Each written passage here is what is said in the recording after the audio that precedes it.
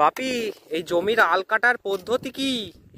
পদ্ধতি হলো, এবার আলটাকে আলের গাছে সোজা করে কেটে একটু আলের কোলটা ফাঁকা করছি, ওইখান থেকে গাড়ির চাকা যাবে চষার জন্য।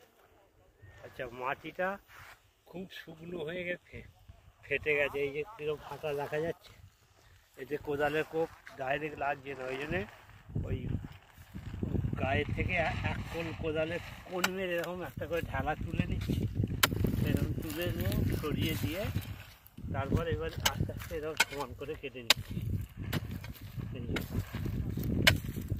এইভাবে সমান করে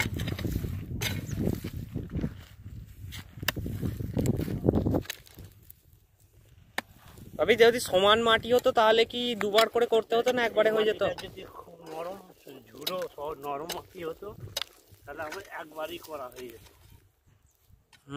বুঝলাম।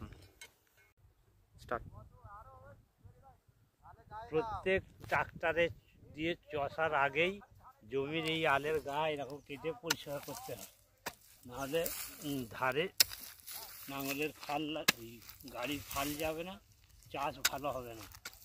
এখানে এই মাটিটা খুঁড়ে দিলে এইখান থেকে গাড়ির চাকা যাবে,